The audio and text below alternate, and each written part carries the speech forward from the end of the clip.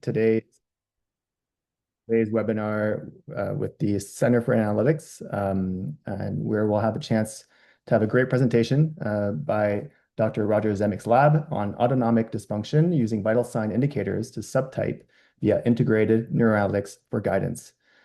It's a pleasure to have you all here. We're actually very excited about this webinar. It's the last of our current cohort of projects, I should say, sorry, with the Center for Analytics. And it's been a really amazing year with a slew of fantastic projects exploring the different dimensions of neuroscience data and really seeking to understand brain disorders in a much more intricate way. And I think we'll see today a really exciting presentation by Dr. Roger Zemek, as well as Dr. Véronique Sicard and Dr. Stephen Kutcher, who will be presenting today. So thank you all for joining. We'll start with a bit of a background presentation by myself on the Ontario Brain Institute, as well as the Center for Analytics, just to give you a bit of that context. And then I'll make sure to introduce our guests today who will be presenting on their work and pass it on to them. We'll have about overall 30 to 40 minutes of this presentation. And at the end, we'll keep about 20 minutes for Q&A from the audience. So please, prepare your questions as well as the project is being described and presented. Fantastic. So if I didn't introduce myself already, I'm Francis Jeanson. I'm the head of the Center for Analytics at the Ontario Brain Institute, and I oversee our informatics and analytics activities. And before we begin, I want to acknowledge this land, its nature, and its people. In particular, the Anishinaabe, the Mississaugas of the Credit, the Wendat, the Haudenosaunee, and every other nations, recorded or unrecorded, who have taken care of this land long before us.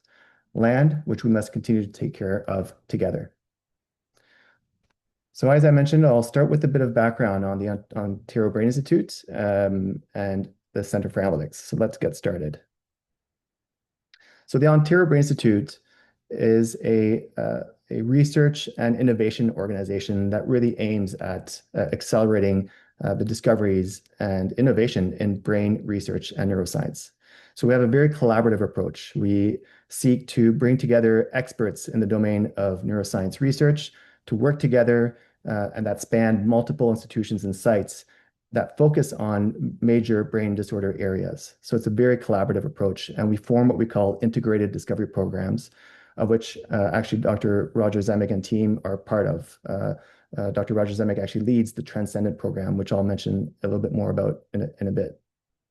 We also strive to enable collaborations across these research initiatives with other potential industry members or even other institutions across Ontario, Canada, and internationally.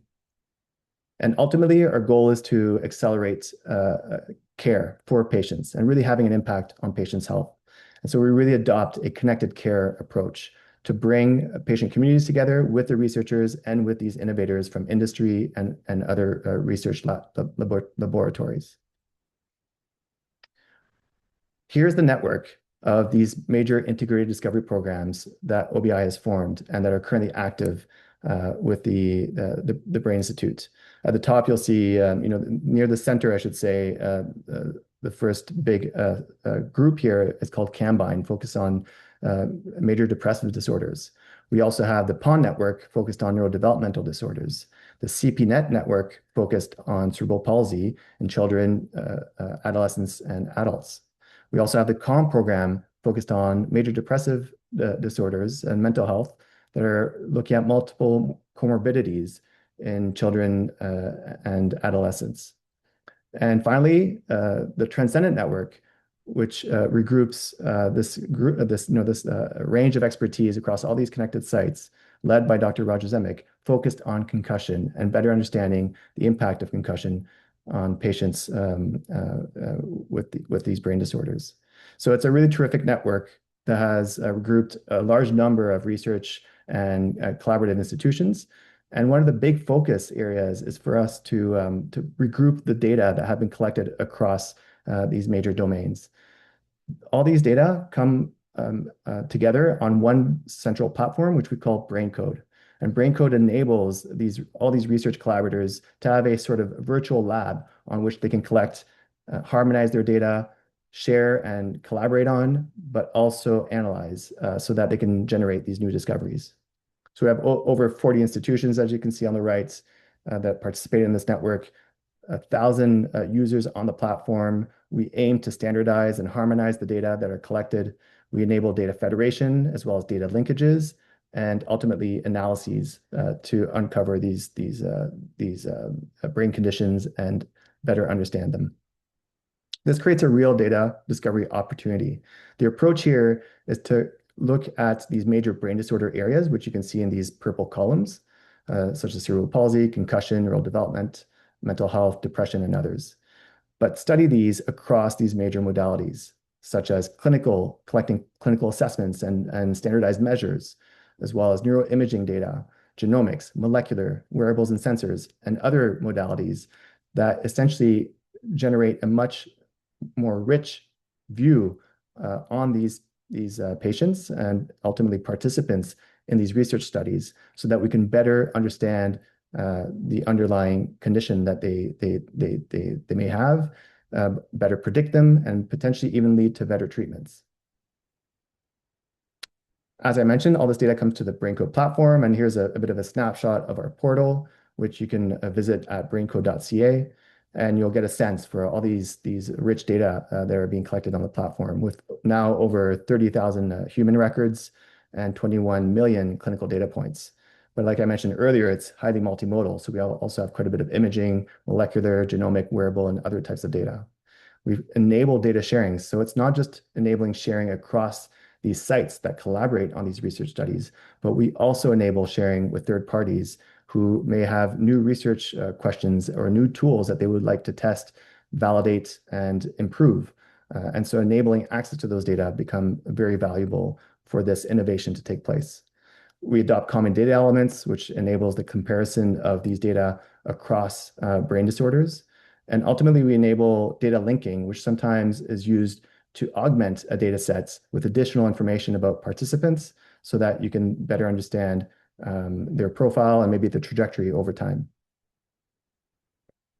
So this data discovery opportunity is now enabled through the BrainCode platform, and you can visit the platform like I mentioned earlier and explore these data sets coming from major discovery programs. What we noticed, however, is that there are some gaps in our ecosystem in terms of being able to leverage the complexity of these disorders. The data are very complex and rich, and so we need to develop skills. We also need to help these labs and, in some cases, industry startups who are innovating to accelerate their development and their ability to make these new discoveries. And finally, we also need to help them translate these discoveries so that they can have impact in the clinic or in the patient communities. So by translating that really into care. And so this is where we've decided to create the Center for Analytics in 2023. And the core focus of the Center for Analytics is to really focus on these three major pillars. So developing neuroanalytic skills, helping accelerate the labs and the startups with access to high quality data as well as advanced computing, and ultimately helping them navigate the steps towards that translational aspect of bringing their innovation to the bedside or to the community. And so as a result, we've supported a number of projects through the Center for Analytics through what we call the Analytics Initiatives. And as I mentioned, we've had a fantastic cohort over the year, and you see a snapshot here of all the projects that we've had. These webinars, sorry, I should say, are recorded and made available on our YouTube channel. So don't hesitate to visit that. I'll share a link at the end. And today we have a chance to have a presentation by Dr. Zemek's lab on their work on autonomic dysfunction using vital sign indicators. And as of this week, we actually just announced the next cohort for 2026, which we're very excited to be launching. So stay tuned for more webinars from this new cohort. And you can visit our website at braininstitute.ca to learn more about this new cohort. Last but not least is just a set of really, I think, rich resources. One of the core focus areas for these projects that take place with the Center for Analytics is to create methods tutorials. And all these are made available for other investigators, innovators to access on our GitHub repository. And this is the link on the left here through our CFA methods tutorials. So feel free to take a snapshot and visit this great resource. These projects all contribute to methods tutorials, which we consider a rich, growing catalog of techniques and tutorials on how to work with neuroscience data and apply modern techniques such as data science and machine learning. And on the right, you'll have a link to the webinars. So if you'd like to visit those webinars on YouTube, don't hesitate to also take a snapshot of this. Great, thank you. So this was the bit of background on OBI and the Center for Analytics. I'd like to now introduce our speakers. And so I'll start with Dr. Roger Zemek, who is a pediatric emergency physician at the Children's Hospital of Eastern Ontario, where he is also a senior scientist at the CHEO Research Institute. He is a full professor of pediatrics and emergency medicine and holds a Tier 1 clinical research chair in pediatric concussion at the University of Ottawa. He is the past chair of the Pediatric Emergency Research Canada, or PERC, network, and the co-founder and scientific director at 360 Concussion Care. Dr. Zemek is the principal investigator of Transcendent, the OBI Integrated Discovery Program I mentioned earlier. This is one of the largest and most comprehensive concussion research programs in the world. I'll now introduce Dr. Véronique Sicard, who will also be presenting today. Véronique holds a PhD in exercise science and completed a postdoctoral training in pediatric concussion and neuroimaging in New Mexico, followed by a second postdoctoral fellowship at the CHEO Research Institute. Her work spans a range of concussion-related research, including neuroimaging, autonomic dysfunction, digital mindfulness interventions. Her research focuses on understanding the physiological mechanisms underlying concussion and leveraging multimodal data to improve assessments and care. She's currently transitioning to a research position at University Laval, where her work will focus on AI, digital health, and wearable technologies. So thank you, Véronique, for joining today. And last but not least, I'd like to introduce Dr. Stephen Kutcher, who is an epidemiologist in the Clinical Research Unit at the Children's Hospital of Eastern Ontario Research Institute, or CHEO-RI. Dr. Kutcher holds a PhD in epidemiology from McGill University, where he led a pragmatic cluster randomized trial in cardiovascular interventions. He has also completed a CIHR-funded fellowship with the Canadian Network for Statistical Training in Trials, or CAN-STAT, and is currently a postdoctoral fellow in the HDRN Pragmatic Trials Training Program. His research interests include causal inference, randomized control trials, and comparative effectiveness research. So thank you, Stephen, also for joining us today. And I think, Roger, you will be taking the helm at this point, so I'll pass it on to you. Well, thank you, Francis. Thank you, OBI, and thank you for the opportunity to share with the team our study and our work on advising. So you can see the acronym there for that.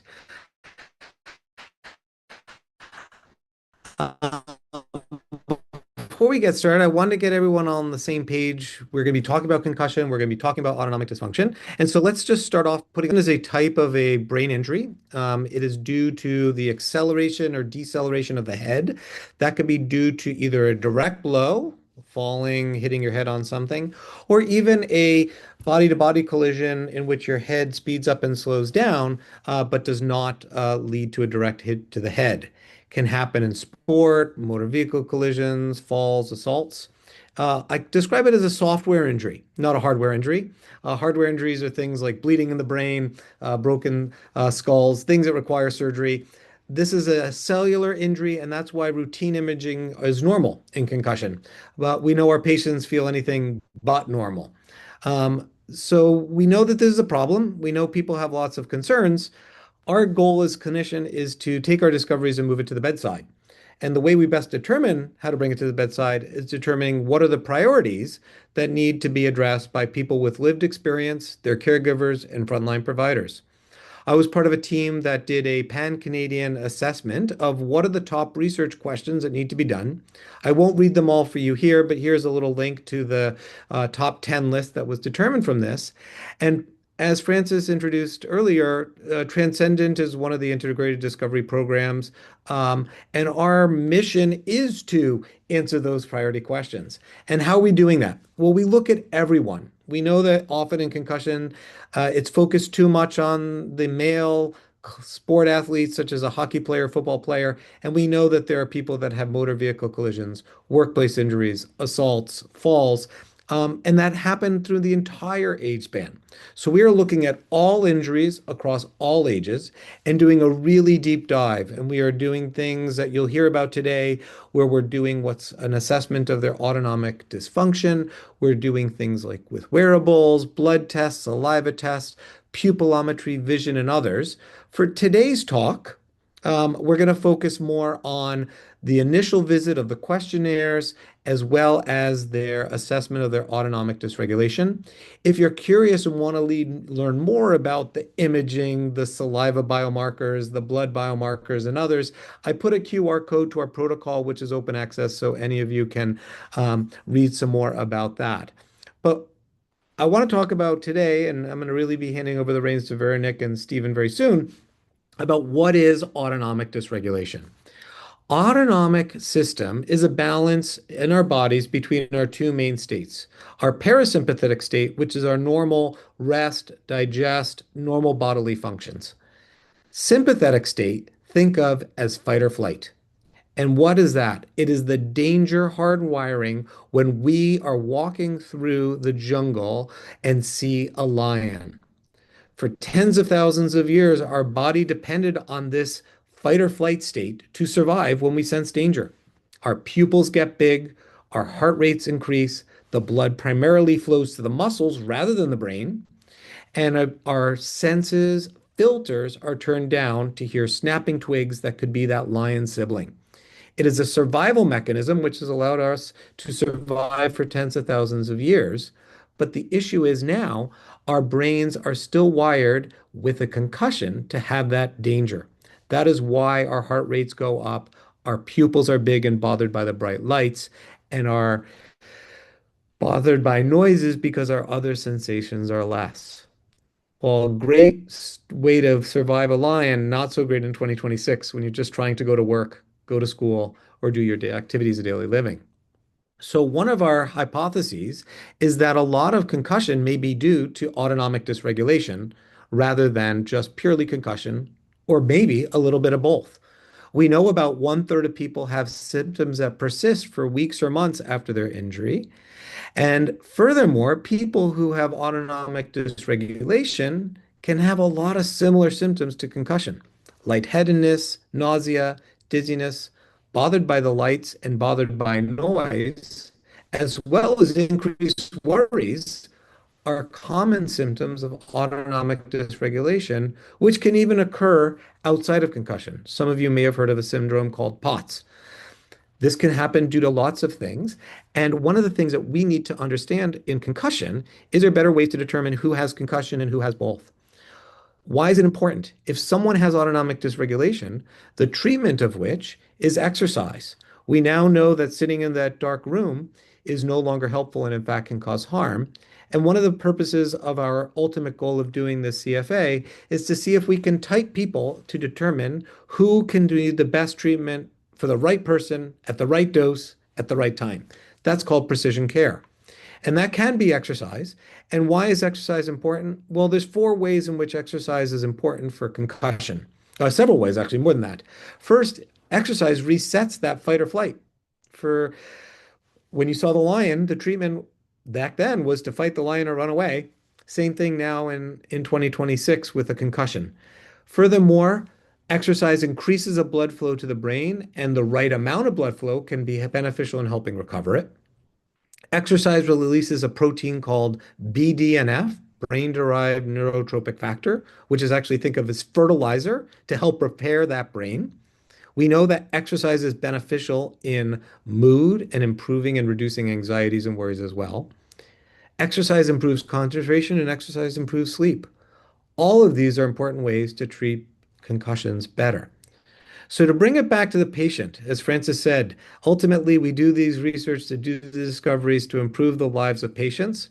The reason we did this study was we think that this single question, even within the CFA, can actually address at least six of the priorities, even within the brain-heart interconnectome. We can better determine who's going to recover better or worse, depending if they have autonomic dysregulation.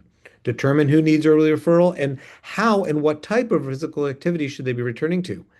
Perhaps this can also be a treatment for their headache, either by knowing if they should or should not be doing various treatments, differentiating the symptoms into common causes, and then again with sleep being a major driver of recovery. So I will hand over the reins to our amazing team, Veronique and Stephen, who's going to delve into the actual data, the science, and our exciting discoveries. So over to you, Veronique. Thank you, Roger. Building on what Dr. Zemek just explained on the autonomic dysfunction, today we'll focus specifically on what happens during a postural change, what we call orthostatic autonomic dysregulation. That's a very important part of concussion research because we can objectively measure concussion in both a clinical and a research setting. At the physiological level, autonomic dysregulation after concussion can show up as orthostatic intolerance, meaning that your body struggles to adapt when you go from lying down to standing. How do we measure this? We use standardized protocol where a patient lies down for a few minutes and then stands up. And then we measure how their heart rate and their blood pressure respond. If these responses exceed the established thresholds that I'm displaying right here on the slide, such as a disproportionate increase in heart rate or a drop in blood pressure, we will classify that as a physiological autonomic dysregulation. At the same time, we also capture the patient's subjective experience. We will ask them whether they are feeling symptoms such as dizziness, lightheadedness, nausea. We ask whether they appear or if they worsen upon standing. That is what we refer to as symptom provocation. So our first major study on autonomic dysfunction in children and adolescents is this one that I'm presenting.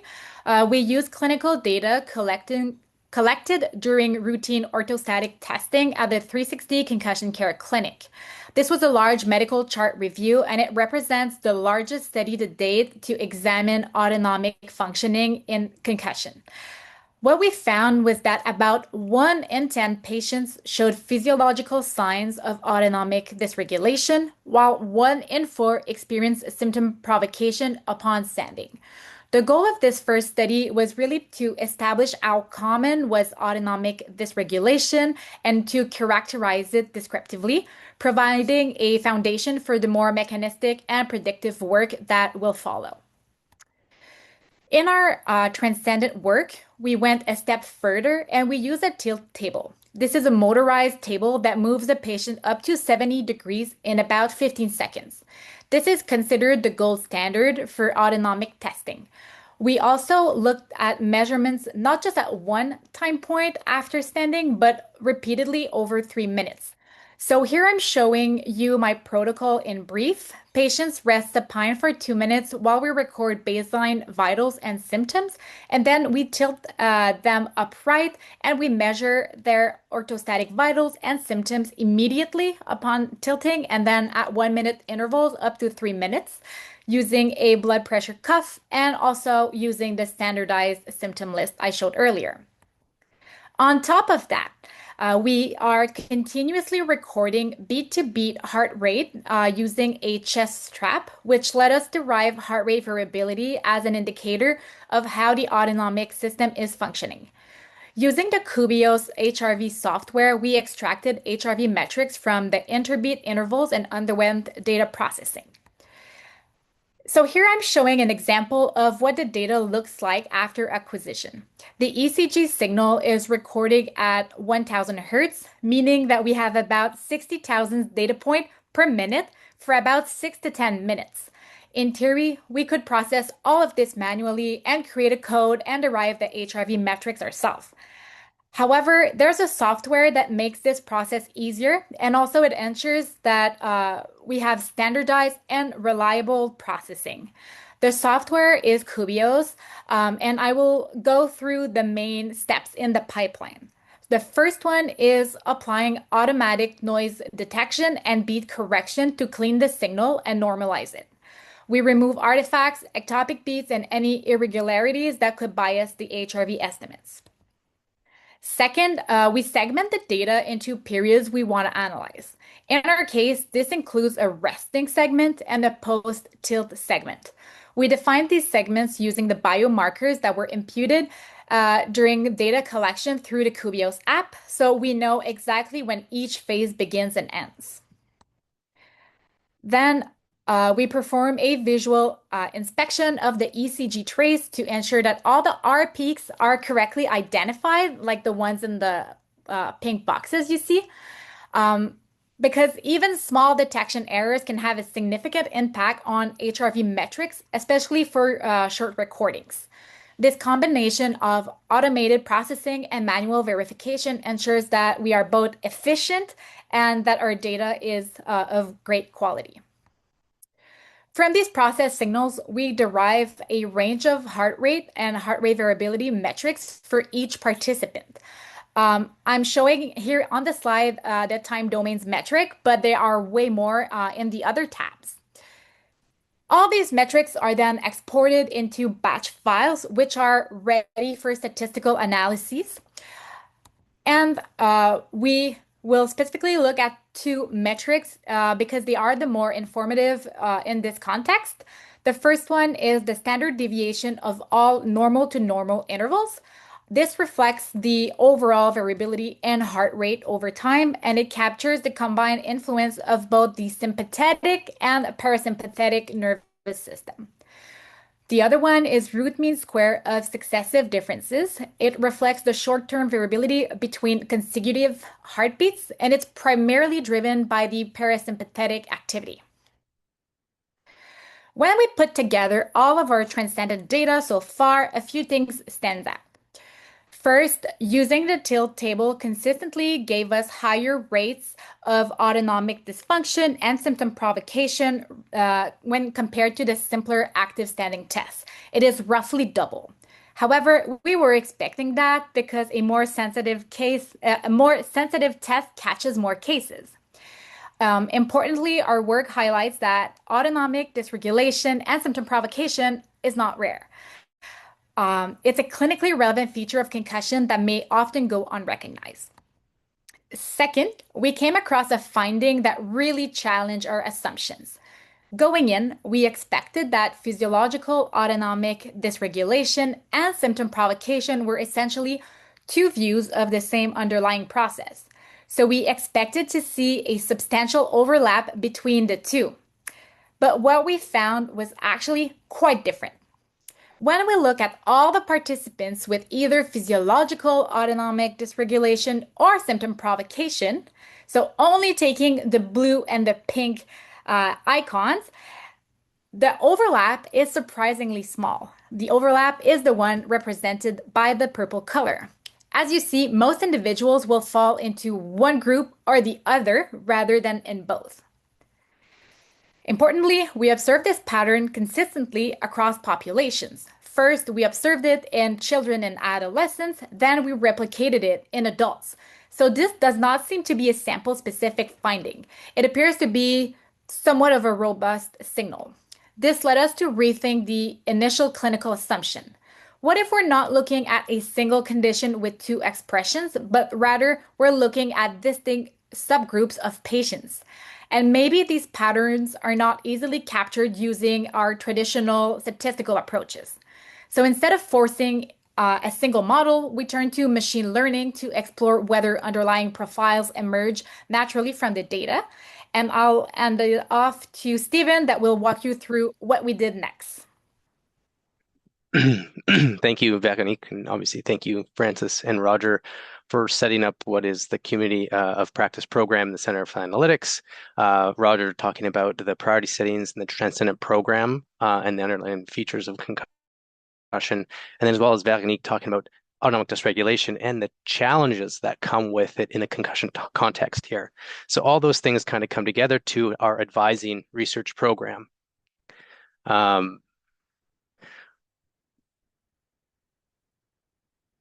So this advising research project, we're using and leveraging the OBI systems here and the community that practice to work with our other colleagues to better understand and explore the distinct underlying profiles or the subgroups of patients and their physiological or symptomatic responses. Essentially, because of that previous research, are there features or patient characteristics that contribute to different phenotypical concussion patients?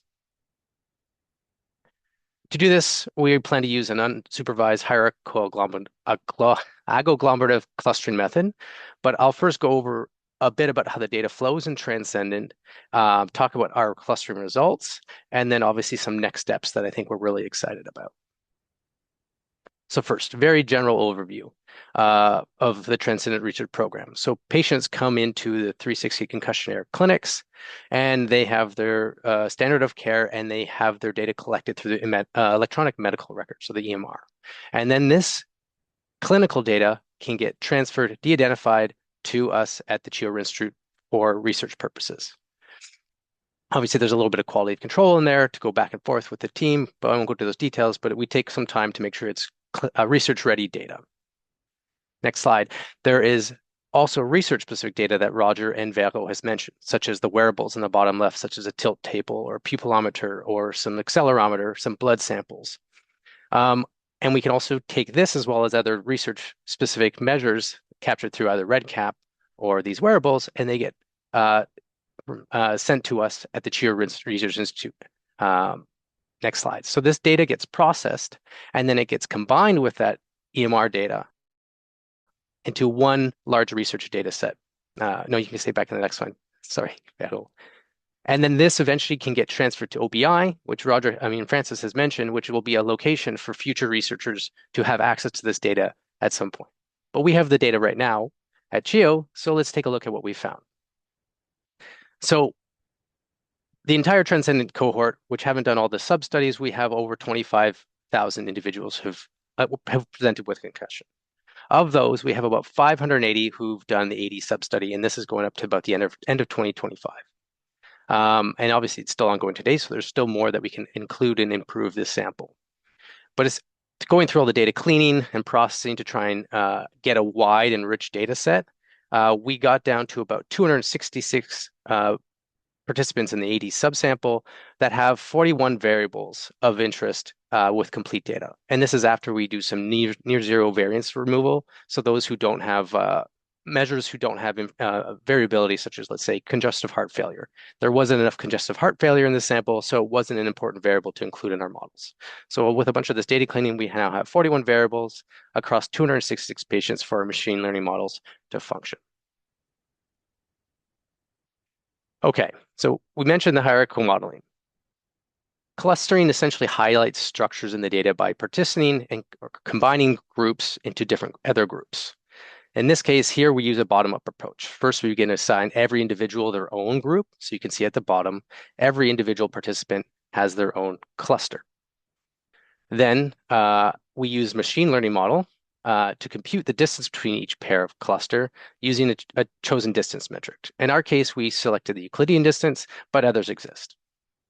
Then those two clusters, the two clusters that minimize the increase of the total sum squared distance, they get merged. So you can see that next step up. And this increase is calculated by the sum of squared distance within each cluster plus the squared distance between the two clusters multiplied by the number of data points in that cluster. A lot of words saying we're trying to find these groups of individuals who are closest together in their different features. And this is done, and you can see the step up. We slowly do that until you get to one single clustering group. So you go from everyone's an individual cluster at the bottom to everyone's part of the same cluster, and you do that iteratively to the top. So now the question is, how many clusters do we need in our data set? Because we've gone from 266 to 1. So what is the optimal amount? So we use the NBClust package in R to help assess the appropriate number of clusters that we need. Essentially, it has a number of cluster validity indices, and you can specify the range of clusters you want. So in our case, we ranged it between 2 clusters and 10 clusters. So you can't have more than 10 clusters identified, and you can't have fewer than 2. And we allow the MB cluster to go through their different indices that have different evaluations of how they manage the different clustering groups. And in our case, there's 23 cluster indices in MB cluster. The majority of them recommended grouping into 4 data clusters, as you see here. So now you know that we have 4 clusters recommended from our study sample. Let's explore those study clusters now. So this first slide is going to be a bit busy. We ran the model. What does this mean, though? We have our table 1 here of 41 covariates across different clusters. How do you parse through this? It's a bit difficult to communicate this way. So we have some figures that we're going to present. The first one, next slide, Vero, is a 2D representation. So I think this one's nice in the sense that it gives you a good spatial idea of how these clusters are formed. And that doesn't seem there's any oddities to it, some strange outlier way off in the distance. It gives you some idea, but they overlap because it's a 2D space. So there could be a 3D dimension in that there's more unique features to it. Next slide. So we went back to this dendrogram, and Vero and I worked through that table 1 that was chaotic to simplify it for everyone here. But essentially some features that stood out in our first cluster, for example, is that they're more likely to be female and have symptom exacerbation on the tilt. So they had fewer symptoms before they tilted, and they had more as the tilt process went forward. Our second group, this group had more pre-existing migraines and anxiety, and they had moderate symptom provocation exacerbation like group 1. The third cluster were younger males that had lower symptom burden. They had some symptom provocation, and they had high heart rate variability that Veronique had spoken about at both the pre and post tilt process.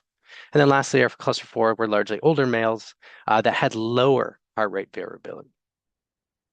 Okay, so this is another way we're trying to present this to understand what our clusters mean. So for example, cluster 1, you see there, they're more female, they have a higher symptom score, they have more likely to have autonomic dysregulation features. Cluster 4, as you can see, are older males. As you can see, it shoots on the far left, but they also don't have much heart rate variability. So they're on the lower end on heart rate variability, if you remember, is SDNN and RMSD on the bottom left. So this is how we're trying to understand our clusters. The next one is a heat map version of it, which is the same idea. It's telling the same story, and you can look on the bottom right. Those are the older. So the red is at the top of the scale you see on the right. So they're older, and they have, they're males. So you can see they're blue. And then the cluster 3, they're males, but they're younger, and they have a lower symptom score, which is at the very top of this. So you can see there's different ways of trying to understand. But what does this mean? So we use that heat map to understand where the variables are, but this is, I think, how can we use this information? This is an example of using the heart rate means of each cluster across their tilt. So the first points on the left is at rest. They do the tilt, and they get measured their heart rate after the tilt at 0 minutes. They get measured again at 1 minute, 2 minutes, and then 3 minutes post tilt. And you can see how the clustering groups may have different trajectories in how their heart rate features over time. And I think this leads nicely into our next steps. So we've used the community of practice through the CfA and played in the sandbox with this rich data to understand, develop our ideas, and create a pipeline from our clinical data collected to our machine learning models now, a way that we can process and clean it and get ready to pivot to next questions and ideas. And we have a lot of plans that will fall into 4 clusters, or should I say 4 themes to be consistent. First, we like a formal plan to validate these clusters. We can do that internally or externally. So we could partition our current data, or we can continue to collect data because we're a prospective study, and confirm that our clusters are valid or inconsistent. Next, we can also examine how these subtypes intersect with our other wearable devices. We talked about heart rate variability, but we also have pupillometry, we have exercise bike testing, and then as well as sleep that we can start measuring.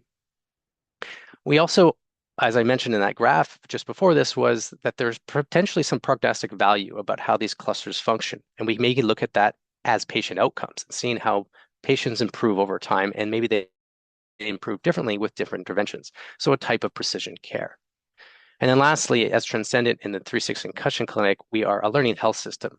So we use this information and then we can feed it back in because we're an open prospective cohort into improving the care of our future patients. So improve our data collection to be more efficient, to make sure we're not using a data that is not useful to the clinic or our patients and their outcomes, but also trying to improve their outcomes with interventions that we can influence as we move forward in our research and time. And with that, we go to our thank you slide, and I'll pass it off to Roger to thank our majority of the team, but I have to say a huge thank you to Andrew, who I think is here, that helped Vero and I do a lot of things, and obviously the background team that are every day at Transcendent, the 360 clinics that are collecting the data on the front end, the front lines, so that we can use this to try and plan and do these exciting things. And I thank you, Stephen. And so before I thank the team, I also want to talk about it was beyond the scope of today's talk, but again, the ultimate goal is getting it back to the bedside. One of the things that we talked about was treatment. We have another analysis that we've recently are in the process of that showed that in adults who are non-athletes, even doing a bike test significantly improves their outcomes, which is really novel, exciting, and new. And it's a perfect example of to try to figure out who would benefit early, especially if people are non-athletes, to convince them to hop onto a bike as well, and to whom would this benefit. As you can see, we have a massive team spanning North America of many disciplines. We have a tremendous team of staff and trainees as well. We mentioned a lot of those names. We have, most importantly, the people who helped inform our decisions. The decision on what wearables to wear, how to wear it, their thoughts on how to do the heart rate straps was all informed by our community advisory committee. And they've really helped shape and inform, and they are partners in this research. So I wanted to thank those people who've given their feedback on how our studies are designed and collected and improved going forward. But most importantly, to our participants who volunteered to do these data collection and to participate and do the follow-up, and again to the OBI, CHEO and 360 concussion care teams, without whose infrastructure none of this work would be possible. So thank you again, Francis and the OBI team, for this opportunity to share our CfA data. I think what's really exciting from a 40,000 foot view is as we look at this and develop the clusters, maybe we could even go backwards and say, if one of these things is equally as good as doing the tilt, for those places that don't have access to a tilt table, now can we say these things are giving us that same information and making it pragmatic and available for anyone wherever you are, by just using some objective data that differentiates those clusters that we may or may not need a tilt table for. So some exciting work to go forward to keep us busy, and looking forward to hearing what the questions are. Fantastic. Thank you, Roger, Leonik, and Stephen, and a tremendous team behind all this. So it's definitely exciting to see these insights that you're starting to gain and from this advanced modeling. So I have a few questions myself, but I'll hold off and maybe see if anybody from the audience would like to ask questions. So feel free to raise your hand and unmute, or if you prefer to ask your question through the chat, we can do it that way as well. So let's see if anybody has any immediate question.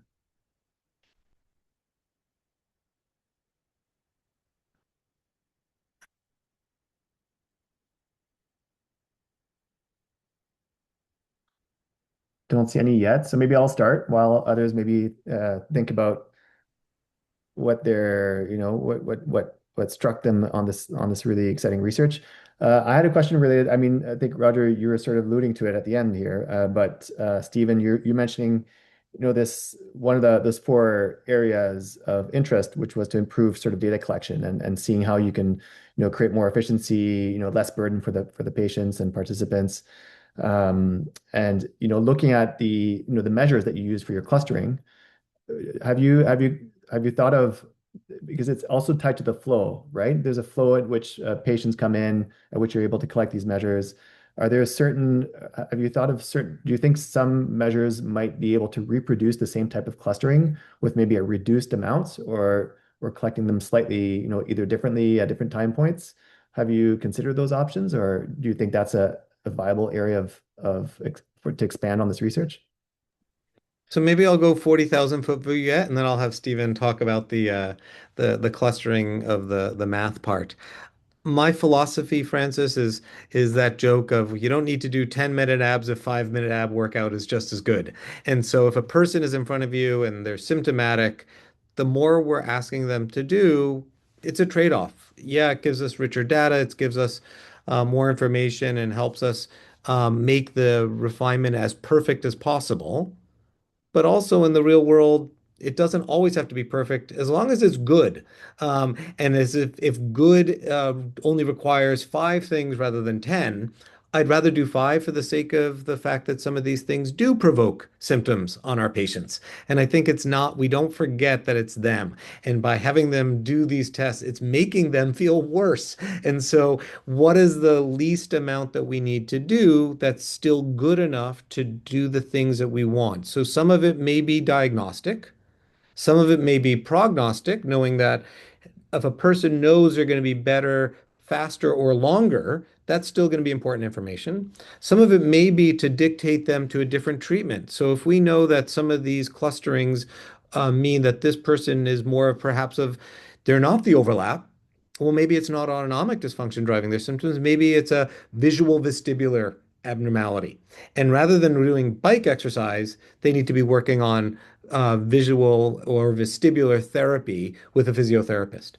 Or lastly, maybe it's something else, and we need to be drilling. It's anxiety that's driving both, and that's the common factor. And better prognostication says, you know what, it's cognitive behavioral therapy and or medication or both. So those are all things that touch on all four of those: treatment, prognostication, others. We may find, and this is where this proof of concept has been so valuable, some of these information may be boiled down to help us better cluster, but we need more data to really do precision on what's the best treatment for someone. So I think we will use the least common denominator for the need. One thing we didn't touch upon, which is really interesting, is, and this is where Veronique's future career is going into, is the wearables. And it'd be really nice to be able to send people home with these and measure their heart rate variability as they recover over times and weeks. So some of these markers may not only just be prognosticating, or they also may help us determine recovery, which is a really exciting and can allow someone to do that even if they live a few hours away from a major clinic or have access to all the specialized care. So I think this would improve accessibility for those people in remote communities as well, who don't always have access to the tilt table. So that's my thought, Francis, on boiling down the ocean. Yes, I have experience doing this in the past. As you know, one of the data sets in BrainCode is the 5P data set. And in 5P, we prognosticated on how long it will take someone to recover after their kids following their initial concussion. And while we asked over, hundreds of questions, and we asked about 20 plus symptoms, three were good enough of the symptoms to prognosticate. So rather than asking all 20, what were the three ones that we can do? And interestingly enough, those three did overlap with autonomic dysregulation on retrospect. So that is an interesting aside. So I'm a big believer in that. Francis, I don't know if Stephen wants to add furthermore to how the clustering could be used going Sure. forward. I'm going to probably answer it in a slightly different way, but in the same theme of what Roger just said, because I think there's two ways I think about your question, Francis, and one is the individual measure. So, like, for example, we're doing something already right now. We're planning for assessing whether or not there's a simpler way of collecting heart rate variability. Right now, they have to wear this chest strap. That is a little more involved, where Roger mentioned, what if they can go home with a watch? And we can collect that in a more feasible, way so that people that don't have to come to a specialized clinic to capture that, to know if they have different treatment regimens they have to follow. The other is, as Roger, I think, was alluding to, that whatever helps predict the clusters, those individual components will be what you'll need to identify what goes into your clusters. So I think it requires us to use everything right now as much as we can to identify what is stable for predictors. And then when you actually, if you ever want to use this at the bedside, you focus in on those predictors of interest that hopefully we can measure relatively easily, that will improve and help with clustering and then patient trajectories and that precision of care, learning health system feedback. That's fantastic. Yeah, thank you. Really interesting. I see we have another question from Tom. Yeah, hey, thanks very much for the team. And Roger, since you're already up at 20,000 feet, I wonder if you wouldn't mind just sort of look towards the horizon as far as deployment of, let's say, validated sub cohorts throughout the population.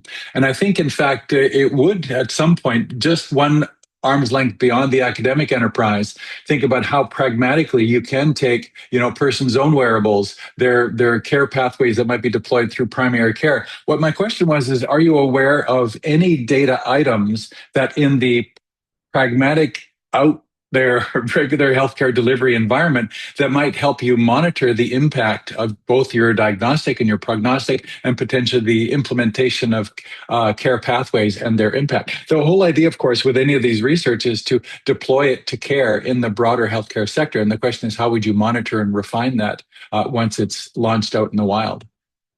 So, Tom, you're reading my mind. I think this is, if you ask me what's my North Star, is ultimately getting the right treatment for the right patient at the right time and getting it to as many people as possible. What we all know is we all have these in our pockets.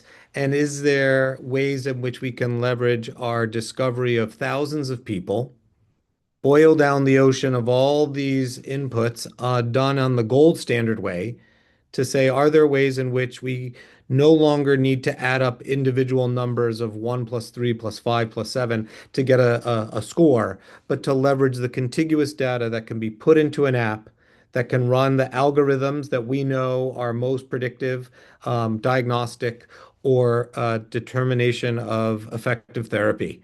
So, Tom, I think this is the future of medicine, is the integration of taking our evidence, translating it into opportunities in which we can leverage technology and the processing. A lot of these things wouldn't have been even possible before 5G, when you think of the data streams available.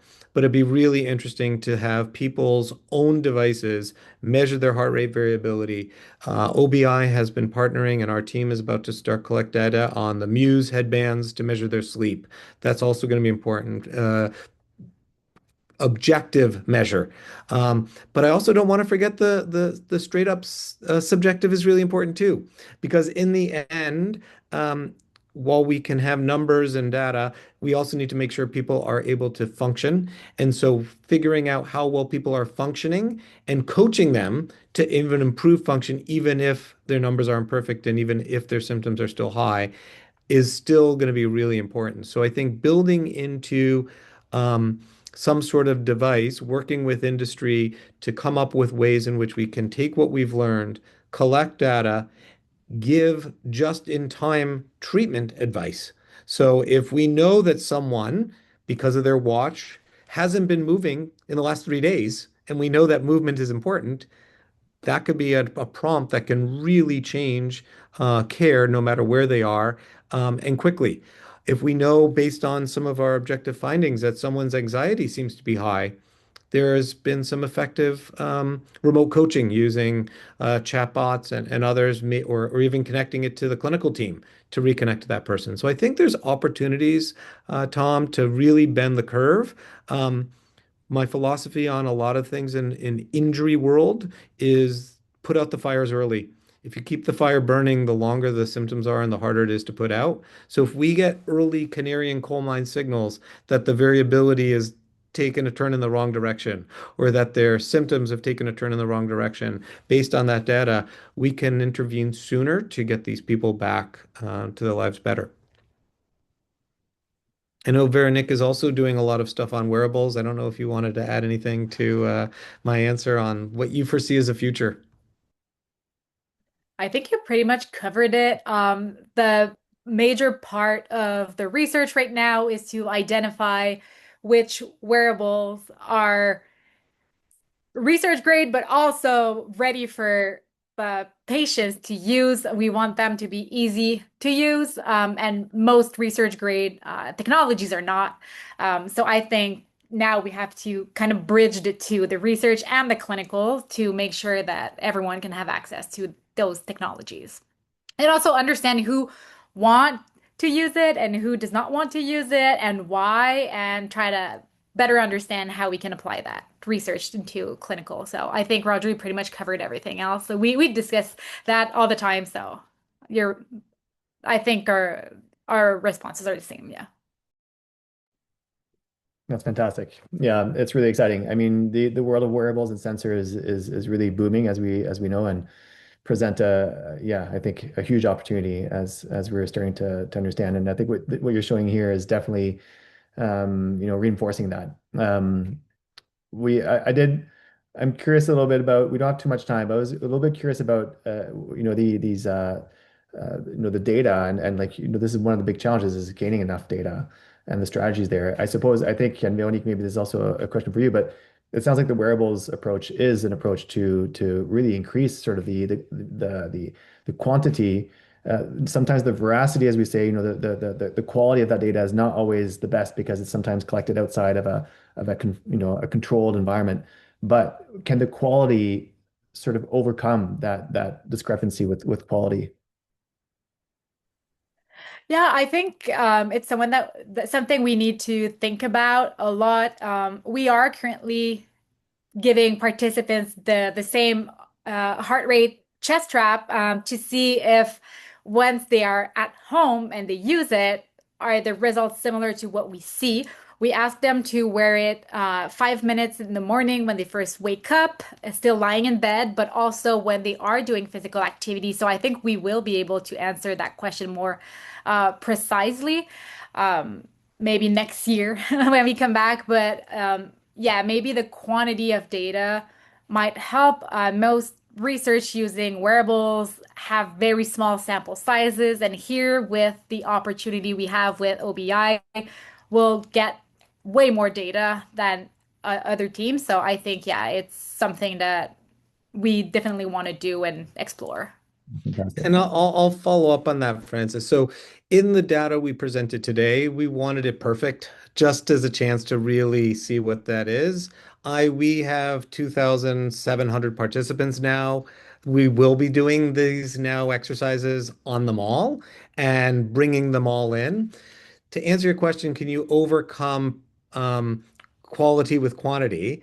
And the answer is it depends, but one exercise that's makes me excited is the concept of the wisdom of the crowds. And the idea is, if you were to ask any one of us on this call to guess the number of jelly beans in a pot, we're all going to be off. But if you asked everyone in an auditorium to guess the number of jelly beans, and everyone wrote a number down, and you added them all up and then took the average of the best number, it's usually pretty darn close to the exact number that it is, which is remarkable. And so, just like a bell curve, you're going to have those wisdom of the crowds. I think with we getting more and more data, even if some is missing or someone's forgets to wear it in the morning or their battery wasn't charged, things happen in life. But we're going to get enough information to really answer some great questions, and get that wisdom of the crowds that we need, and then validate it as well in the real world going forward to make sure that our discoveries improve the lives and function of our patients. That's great. Yeah, thank you, Roger. I think I'm completely on board with that. And there's a great value in also collecting good amount of quantity, as long as some quality is still there. Yeah, it's fantastic. Well, thank you very much, everybody. We're at the top of the hour. Thank you so much, Roger, Veronique, and Stephen, for the presentation today. We're really excited to have this webinar with you, and thank you everybody for attending the webinar. As I mentioned earlier, this is recorded and we'll be posting it on our YouTube channel. So don't forget to log on to our channel later on to revisit this and the other webinars. Thanks again, and have a great day, everybody. Take care.